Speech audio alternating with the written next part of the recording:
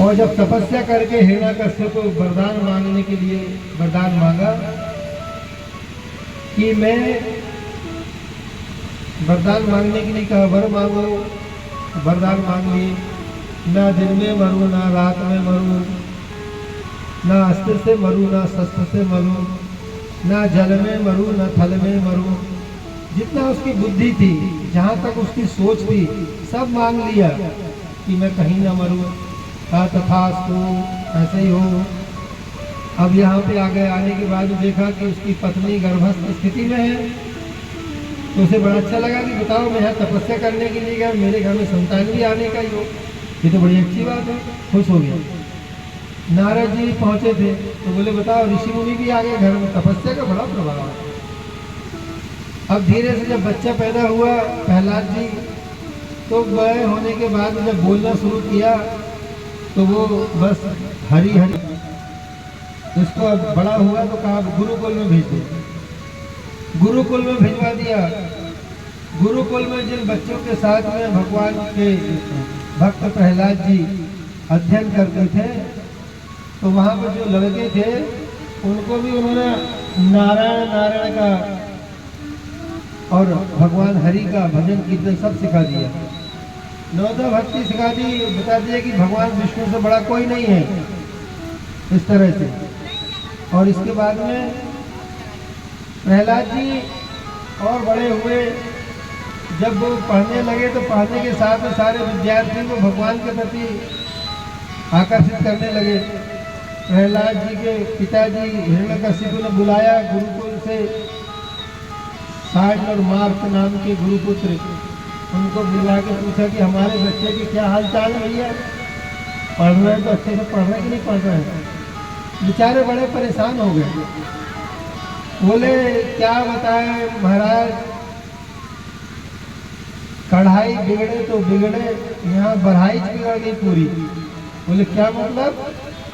कह रहे तुम्हारा जो बालक है वो तो जैसा है तो है, उसने पूरे विद्यार्थियों को गुरुकुल के सबको विष्णु के नाम की रट लगवा दी, सब उसी का भजन करते हैं, वैसे ही संध्या वंदन पूजन पाठ करते हैं, जप तप करते हैं, हमारी कोई नहीं सुनता और हमारा भी मन विचलित होने लगता वैसा वैसा करने का। तो बड़ा गड़बड़ हो गया। कहा उसको दंडित दो। जब वहाँ कुछ नहीं हो पाया तो प्रहलाद को बुलाए हिरण्यकशिपु ने, गोद में उठा ले। बोले बेटा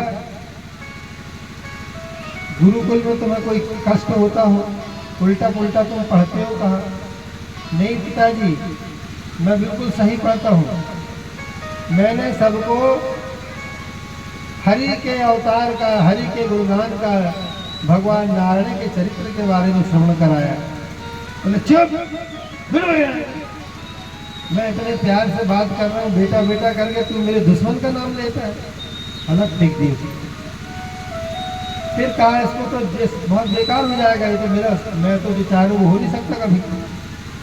तो भगवान के भक्त प्रहलाद को दंडित करना शुरू कर दिया, समुद्र में फिकवाया।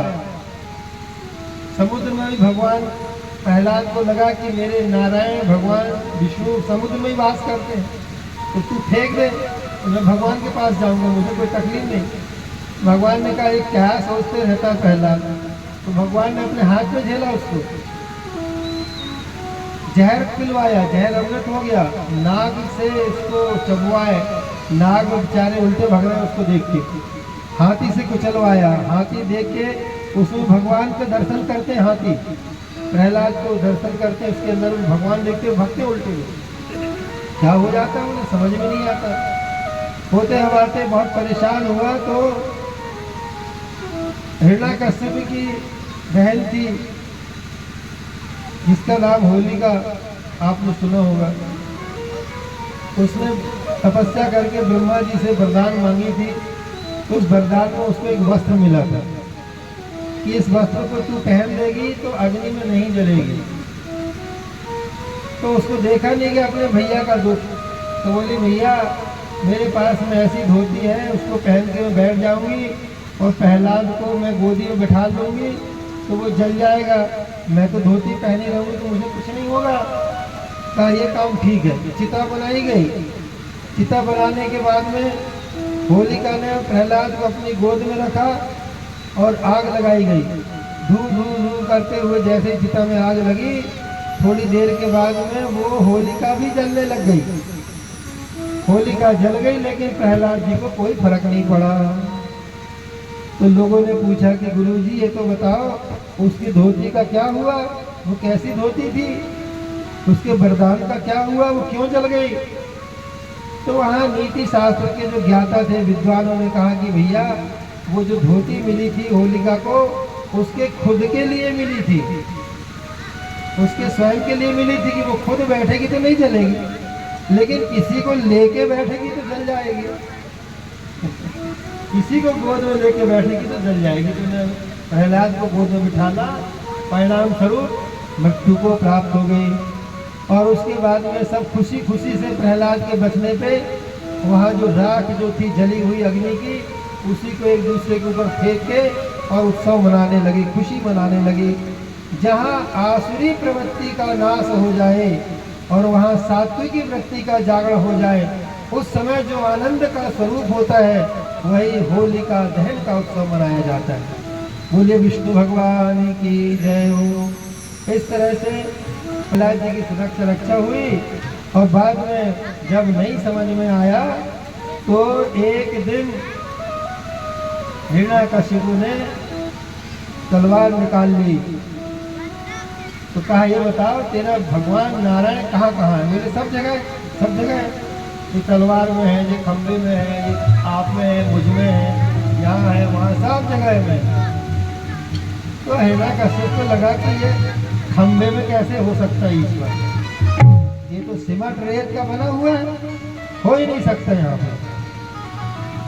तो उस समय में प्रहलाद जी ने देखा कि इस खंबे में ये जो तपित खंबा है लोहे का, उसमें से चींटियां चल रही थी। चींटियों को चलता हुआ देखा तो बोले कोई ना कोई भगवान का प्रभाव तो है, तब तो चींटियां नहीं जल रही, हो रहा है काम सब।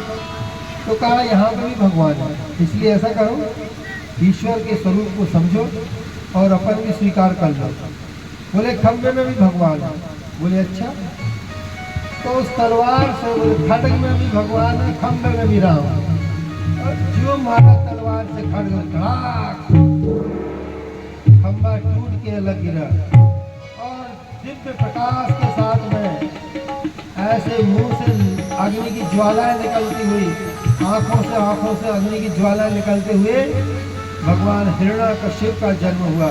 बोलिए हिरण्याकशिपु भगवान की। खतरनाक से खतरनाक कितनी बड़ा कष्ट आ जाए और भगवान हिरण्याकशिपु का स्मरण करके उनकी जयकारा करते हैं तो तत्काल के कष्टों का निवारण हो जाता है। ऐसा भागवत जी में वर्णन आया है। बाद में भगवान का जब प्रकट हुआ तो हिरण्याकशिपु को भगवान ने गोद में बिठाला, हिरण्याकशिपु को,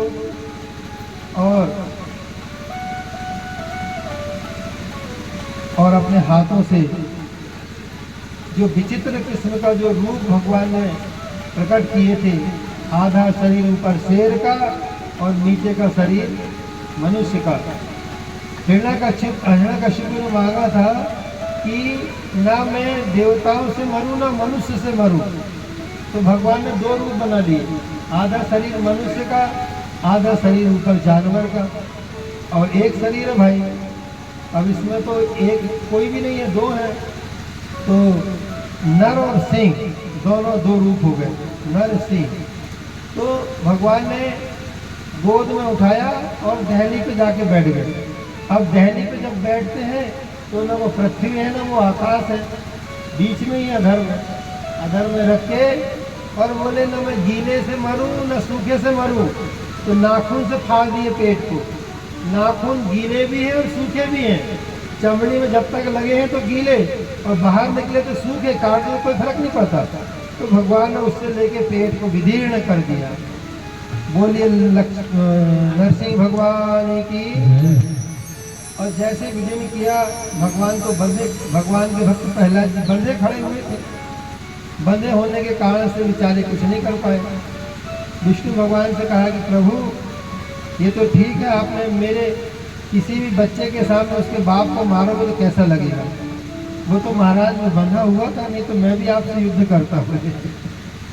बोले कहा ठीक है, लेकिन कहा भगवान मेरी प्रार्थना है कि अब हमारे खानदान में आगे कोई कितने अत्याचारी हो, उसको इस तरह से मत मारना। आप उसको दंड विधान जरूर कर देना, लेकिन ऐसे मारना मत आप इस प्रकार से। तो आगे चल के फिर और कथानक राजा बलि जैसे किसी खानदान में पैदा होते हैं, वर्ण आश्रम का धर्म का बड़ा ज्ञान बतलाते हैं। देवताओं का असुरों का संग्राम होता है, देवताओं के असुरों के संग्राम की कथा आती है। उसमें भगवान के पास में सारे देवता लोग जाके प्रश्न करते हैं, बताते हैं कि महाराज असुरों का साम्राज्य बढ़ गया है, बड़ा परेशान कर रहे हैं। तो विष्णु भगवान ने कहा कि इनके साथ में युद्ध करके जीतो, का युद्ध करना बड़ा मुश्किल है, तो क्या किया जाए? तो कहा वैसा करो, संधि कर लो उनसे, दोस्ती कर लो। दोस्ती करने के बाद में और फिर बाद में जो जैसा कहें वैसा करते जाना। तो कहा ठीक है, पहले जाओ संधि प्रस्ताव ले जाओ, बोलो कि युद्ध में अपने को शक्ति प्राप्त करना है तो समुद्र मंथन करना पड़ेगा। समुद्र मंथन करेंगे। तो कहा सलाह ले ली जाए सबसे। सब सलाह मशवरा किए देवता और असुरों ने आपस में मिलकर, और सलाह करने के बाद में कहा कि देवताओं ने कहा कि हम मुँह सिर तरफ पकड़ेंगे सर्प के।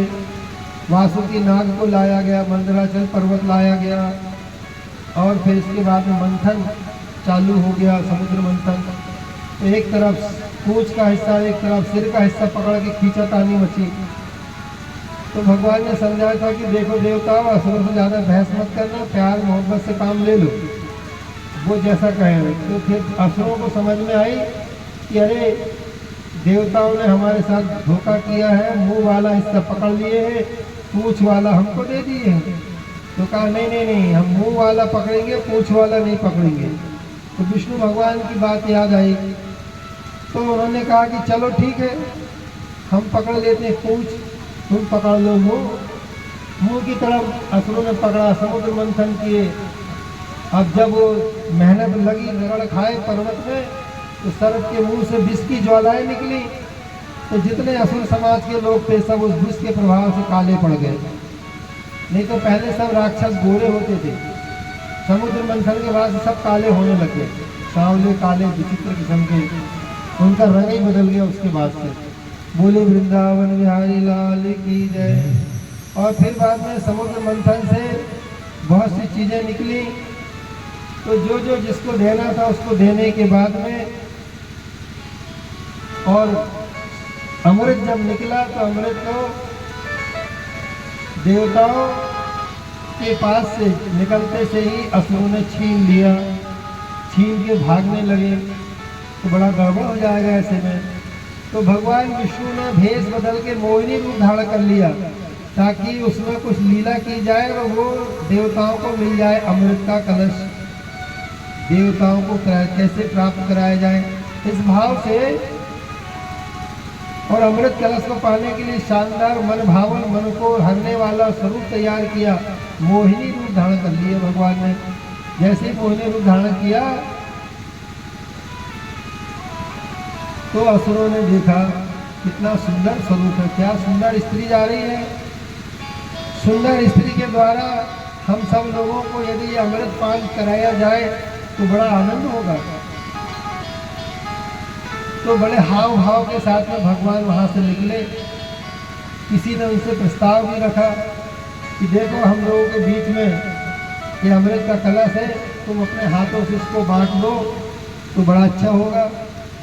तो अपनी ओर आकर्षित ज़्यादा हो असुर लोग, भगवान मोहिनी रूप में बोलते हैं कि देखो मैं तो चलती फिरती नारी हूँ, कुंचल स्त्री हूँ, मेरा कोई भरोसा नहीं करो। अभी मैं यहाँ हूँ तो कल वहाँ हूँ, और मैं चली।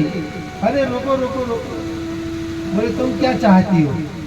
कहा देखो मैं जो काम करती हूँ उसमें मैं किसी का हस्तक्षेप नहीं चाहती, यदि तुम मुझसे चाहते हो कि मैं अमृत का बंटवारा करूं, तो जब मैं अमृत का कलश लेके तुम लोगों को बंटवारा करूंगी तो बीच में तुम बोलना मत।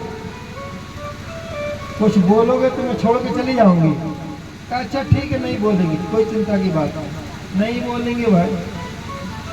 अब जब अमृत का कुंभ लिया हाथ में और एक तरफ देवताओं को बिठा ले और एक तरफ असुरों को बिठा ले और अमृत को बांटना शुरू किए, तो पहले उन्होंने मोहिनी रूप में भगवान ने असुरों की तरफ गिराना प्रारंभ किया। और जैसे असुरों की तरफ गिराना प्रारंभ किया तो भगवान कहते कि अरे जो ऊपर ऊपर तो जो है ना, ये पतला पतला वाला है, ये पतला पतला वाला है, ये हम देवताओं को दे देते हैं, इसके बाद जो गाढ़ा गाढ़ा निकलेगा वो हम तुमको देंगे। अब बोल दिए थे उन्होंने, पहले ही संकल्प ले लिए थे कि बोलना मत बीच में। अब दिमाग खराब हो रहा है राक्षसों का, लेकिन असुर बोल भी नहीं पा रहे क्योंकि पहले से संकल्प है कि बीच में नहीं बोलोगे कुछ। तो जल्दी से मोहिनी रूप से भगवान ने देवताओं को अमृत बांटना चालू कर दिया। पूरी पंगत हो गई। आखिरी में क्या हुआ, भेष बदल के राहु और देवताओं के बीच में बैठ गया। अमृत जब मंथन बटने लगा तो उसमें उसके हाथ में अमृत आया और पंक्ति भेद करके पहले ही उसने और अमृत को मुंह में लगाया। तो भगवान ने देखा, चंद्र और सूर्य निगरानी में लगे हुए थे, देख रेख कर कहीं कोई गड़बड़ी ना हो जाए। तो चंद्रमा ने भगवान को संकेत किया, चंद्र सूर्य ने, कि प्रभु ये राक्षस है, असुर है, भेष बदल के बैठ गए हैं आके। तो जैसे ही भगवान को पता लगा, तुरंत सुदर्शन चक्र को फेंका और आके उसके गले को काट दिया अलग। लेकिन तब तक के उसके मुख से अमृत स्पर्श हो चुका था। तो ऊपर का हिस्सा अमर हो गया, नीचे का अलग हो गया। तो ऊपर का हिस्सा हो गया राहु, कटने के बाद नीचे का हिस्सा हो गया केतु। राहु और केतु। आज भी भैया हम लोग जब पंगत में बैठते हैं ना, तो कई राहु के खानदान के भी बैठते हैं साथ में, देखा होगा आपने। आधी चीज परस के हुई नहीं कि पापड़ उठाने लगते हैं, कहीं सलाद उठाने लगते हैं, फिर कुटुर कुटुर खाने लगते हैं। समझ लो कि वे राहु के खानदान के हैं। पंक्ति भेद करके पहले पूरा परोसा होने के पहले जो खाए तो समझ लेना वो राहु के खानदान के। बोलो वृंदावन बिहारी लाल की जय। तो अपने को नियम है कि समाज में बैठो, 4 लोगों के साथ बैठो, जब तक संपूर्ण वस्तु परोसी ना जाए तब तक के आहार लेना प्रारंभ नहीं करना चाहिए। और उसके बाद में बोलते कि भैया करो, कीजिए लक्ष्मी नारायण, बोलो भैया भगवान की जय, ईश्वर का नाम लेके फिर हम पंक्ति शुरू करते हैं। ये देवताओं का स्वरूप होता है ऐसा। तो इस तरह से राहु केतु को कट किया गया। बाद में फिर देवासुर संग्राम हुआ। देवासुर संग्राम में देवताओं की विजय हुई और विजय होने के बाद में यहाँ पर जो असुर लोग सब गड़बड़ हो गए। तो इनके गुरु शुक्राचार्य जी को पता चला कि तो बड़ा गड़बड़ हो गया, अब क्या करोगे, देवताओं का समय है इसलिए कोई कुछ कर नहीं सकता। तो कुछ असुरों को बचाया गया। उनके पास में विद्या थी, कौन सी,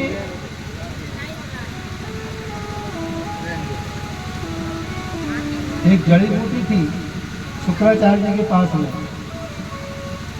जिसके लगाने से आदमी जिंदा हो जाता था। कौन सी दवा थी, कौन सी जड़ी थी, किसी को पता ही नहीं?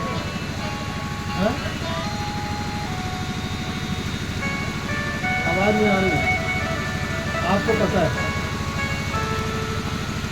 यहाँ किसी को पता है, माताओं को? अरे ऐसी जड़ी बूटी घर में मालूम होना चाहिए। कहीं झोंका लड़ाई झगड़ा हो, कोई तलवार मारे, कोई गोली मारे, तो दवाई रखे लगा ली, जिंदा हो। कौन सी दवा थी, पीछे वाले भैया लोगों को पता ही नहीं?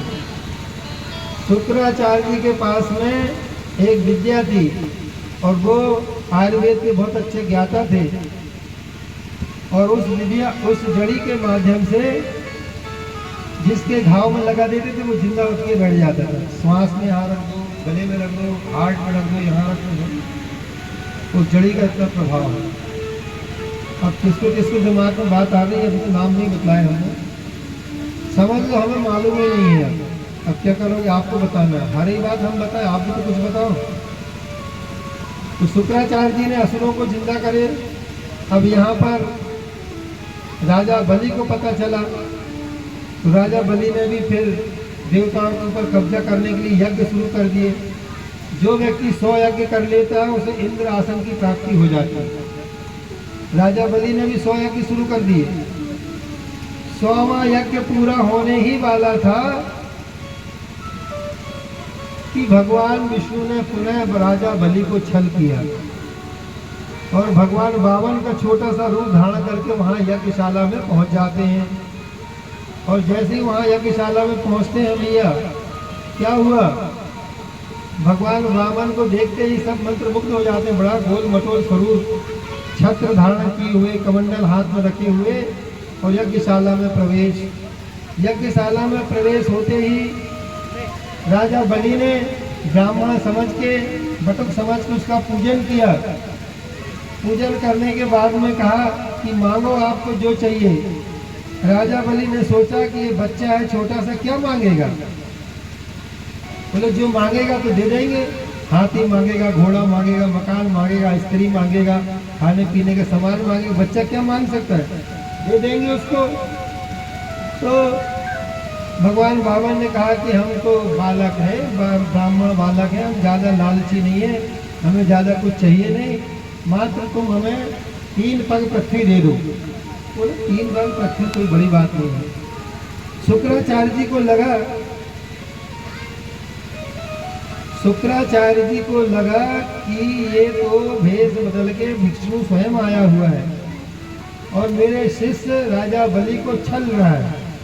लेकिन राजा बलि की बुद्धि हो गई है खराब, ये गुरु की भी आज्ञा का पालन नहीं कर रहा। सुन लो, राजा बलि की कथा को सुनने में ना 2 प्रसंग तैयार होते, एक साथ 2 ज्ञान प्राप्त होते हैं। एक, जो गुरु की बात ना माने वो कैसे नष्ट होता है, ये राजा बलि के प्रसंग से सीखो।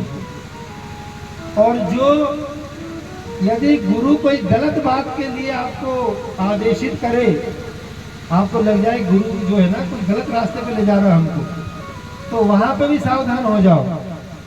राजा बलि को पता लग गया था कि ये साक्षात भगवान विष्णु है, लेकिन ब्राह्मण के रूप में बन के आए हैं, तो वो उसी रूप में उनको स्वीकार करके, और ये मैं अनुभव कर रहे हैं कि मेरे यज्ञ की सफलता तो हो ही गई, क्योंकि परमात्मा स्वयं प्रत्यक्ष आ चुके हैं, चाहे जिस रूप में आए हो, लेकिन आ तो गए, मेरा तो काम ही हो गया। अब गुरुजी इस बात को नहीं समझ रहे हैं, गुरुजी के अंदर में भरा हुआ है शुक्राचार्य जी के शत्रु वैर भाव का भाव, तो उन्हें नहीं आएगी समझ में, तो कहा रहने दो।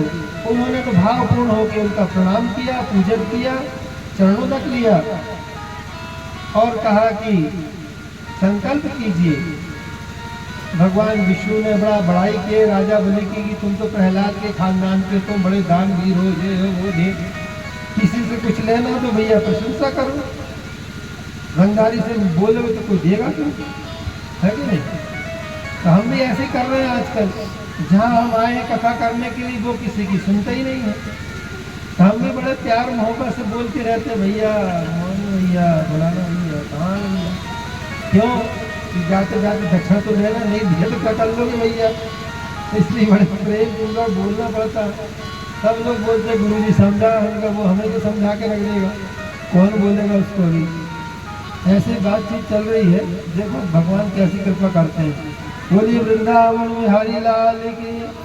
तो यहाँ भगवान वामन जी ने कमंडल से राजा बलि को कहा कि भाई जल्दी करो, संकल्प लो, और संकल्प लेके भूमि दान का संकल्प लो। तो पंडित जी हमारे विशाल महाराज जी पहुँच गए, बोले ओम विष्णु विष्णु विष्णु बोलो, और इसके बाद में संकल्प करा दिया 3 पग पृथ्वी दान करते हैं, लो। तो 1 पग पृथ्वी भगवान ने नापा, 1 लोक नापा, दूसरा लोक पूरा ब्रह्मांड नाप लिए। अब तीसरा पैर रखने के लिए जगह नहीं, तो कहाँ जाए।